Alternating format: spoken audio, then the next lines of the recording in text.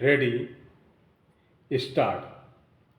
The motive may be considered as a circumstance which is relevant for assessing the evidence, but if the evidence is clear and unambiguous and the circumstances prove the guilt of the accused, the same is not weakened even if the motive is not a very strong one.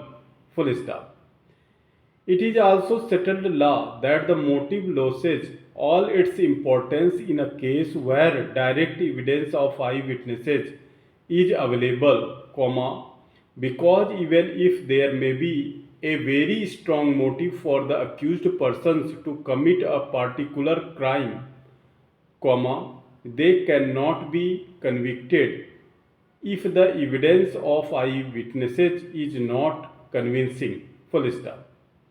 In the same way, even if there may not be an apparent motive, but if the evidence of the eyewitnesses is clear and reliable, the absence or inadequacy of motive cannot stand in the way of conviction. Full stop. It is further held in Pannayar versus State of Tamil Nadu, within bracket 2009 bracket close 9 SCC 152, that the absence of motive in a case depending on circumstantial evidence is a factor that weighs in favor of the accused. Full stop. In the case in hand, the testimony of PW2 and PW4, who are said to be witnesses of last scene, is not found reliable by us. Full stop. Hence, it was incumbent upon prosecution to prove the motive behind the crime. Full stop. Although, the FIR is not encyclopedia, because motive is not told by informant, yet PW3, the mother of the deceased, has first time disclosed the motive in her testimony that appellant dash Kumari Sandhya Singh used to falsely allegate her husband for molesting her. Full stop. This motive could not be proved by prosecution by way of any evidence. Full stop. Moreover, in our opinion, this is not a strong motive, which prompted the appellants to commit the murder of a small child, and the argument of prosecution cannot be accepted that it appears a case of sacrifice because no evidence in this regard is on record and nobody has said it. Full stop. Hence, another link of chain of circumstances breaks. Full stop. The testimony of PW5 Sangeeta Devi also cannot be relied by us. Full stop.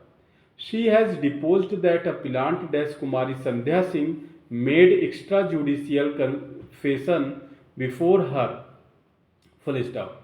We cannot believe her testimony for the reason because if it was so, it was not expected from her to remain silent till the recovery of dead body of the boy because she was his aunt within bracket bua bracket close full stop. Moreover, this is settled law with regard to extrajudicial confession that it should be made before a person, who is in position to save or help the accused making confession. Full stop. In this case, the aunt of deceased dash child was not in a position to save or help the appellants, so there was no question for any of the appellants to confess before PW5. Full stop. In the case in hand, prosecution has miserably failed to prove the motive behind the crime as well as the fact of single inverted comma last seen single inverted comma close evidence. Full stop. The testimony of PW5 Sangeeta Devi does not also inspire confidence with regard to the fact of extrajudicial confession. Full stop. Hence, the prosecution has failed to prove the circumstances of the case at hand. Full stop.